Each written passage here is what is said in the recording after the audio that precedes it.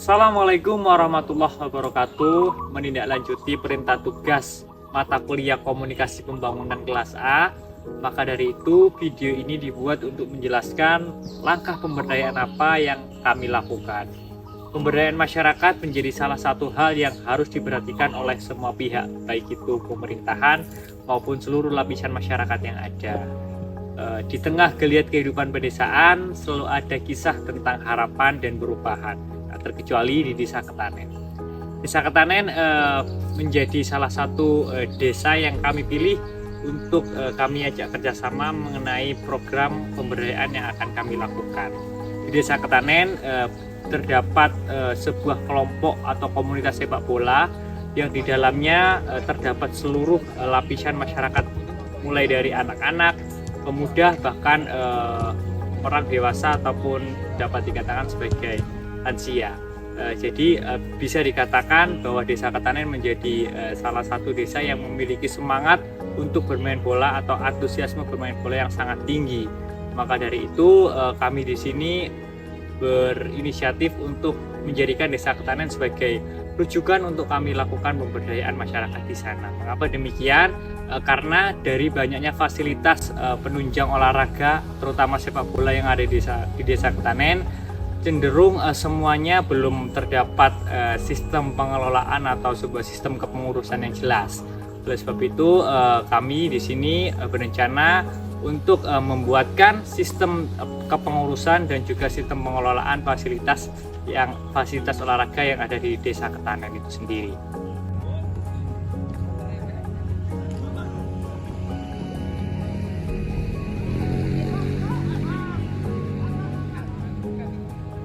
Untuk memaksimalkan potensi pemuda yang ada di Desa Ketanen, kami merancang sebuah program yang berfokus pada komunitas Trisakti FC. Langkah pertama yang kami lakukan yaitu membentuk struktural organisasi Trisakti FC ini secara sistematis dan formal. Ini merupakan langkah yang cukup penting karena agar nantinya klub ini itu tidak hanya menjadi sebuah kumpulan pemain saja, melainkan menjadi sebuah organisasi sosial yang memiliki tata kelola yang cukup baik. Dalam proses pembentukan struktural ini, kami mengundang para anggota Trisakti FC untuk melakukan diskusi secara terbuka dengan kelompok kami.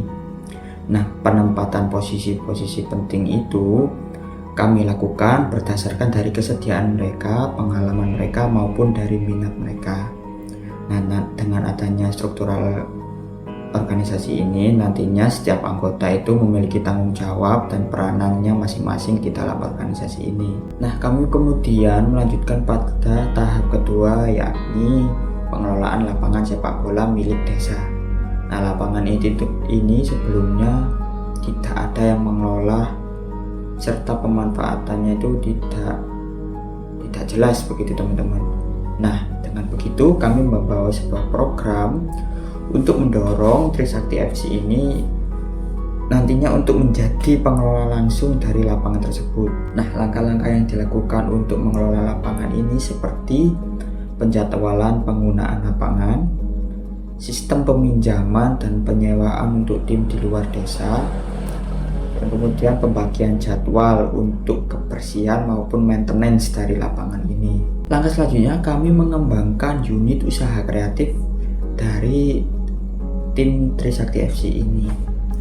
Nah, agar nantinya Trisakti FC ini tidak hanya bergantung dari iuran anggotanya saja, nah kami mendorong pengembangan unit usaha dari internal klub ini dengan memanfaatkan keterampilan dari para anggotanya itu sendiri. Setelah kami berdiskusi dengan para anggota Trisakti FC, ada dua keterampilan yang berpotensi sebagai unit usaha internal dari klub. Yang pertama yaitu ada jasa fotografi, dan yang kedua yaitu ada jasa desain jersey.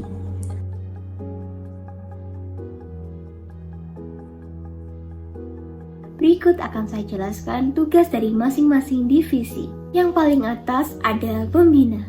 Pembina memiliki peran penting dalam memberikan arahan strategis jangka panjang. Mereka juga menjadi penengah jika terjadi konflik internal dan menjaga hubungan baik dengan pihak luar, seperti tokoh desa ataupun sponsor. Selain itu, pembina juga berperan membentuk karakter anggota agar tetap sportif dan solid. Di bawah pembina terdapat ketua. Tugas ketua adalah bertanggung jawab penuh terhadap seluruh kegiatan dan operasional klub. Ia juga memimpin rapat koordinasi, mengambil keputusan penting, serta menjaga nama baik dan keberlangsungan Trisakti FC. Ketua juga menjalin kerjasama dengan pihak eksternal. Di bawah ketua terdapat sekretaris, bendahara, media kreatif, PIC sarana dan prasarana, dan koordinator latihan. Tugas sekretaris ialah mengolah seluruh administrasi klub, mencatat notulen rapat, menyusun agenda kegiatan, serta mendokumentasikan seluruh arsip. Ia juga mengolah kalender kegiatan seperti latihan dan pertandingan. Selanjutnya tugas divisi media kreatif. Di dalam media kreatif terbagi menjadi 2 divisi lagi, yakni divisi sosial media dan juga divisi narahubung. Tugas media kreatif adalah bertanggung jawab memastikan konten visual klub tetap aktif dan menarik. Mereka juga membuat desain visual seperti poster pertandingan, highlight video, dan mendukung kebutuhan media sosial klub. Sedangkan divisi sosial media fokus membangun citra digital Trisakti FC melalui media sosial. Mereka bertugas menulis caption, menginformasikan jadwal dan hasil pertandingan, serta melakukan kolaborasi online. Mereka juga menerima jasa desain jersey dan fotografi.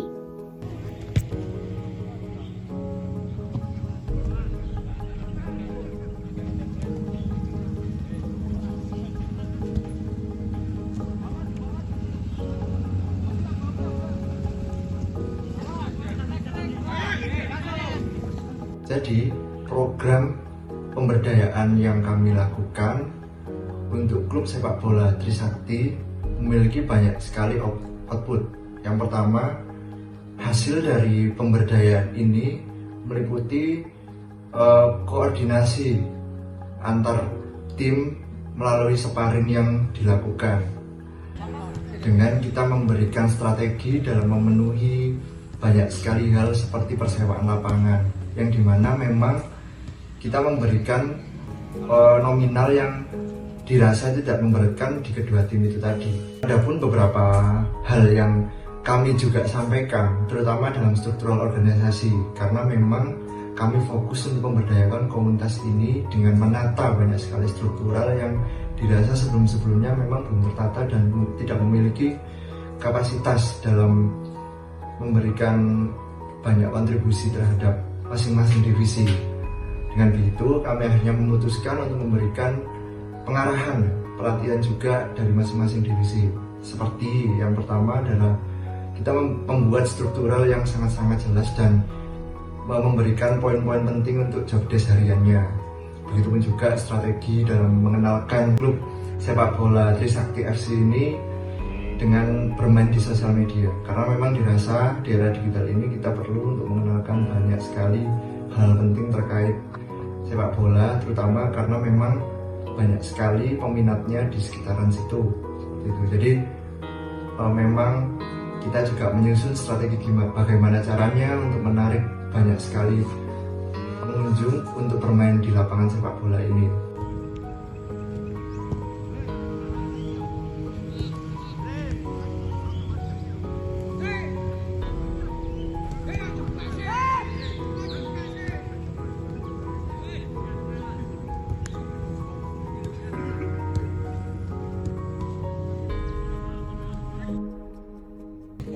Kami sebenarnya ingin mengucapkan terima kasih banyak kepada salah satu rekan kita yang berasal dari Desa Ketanen.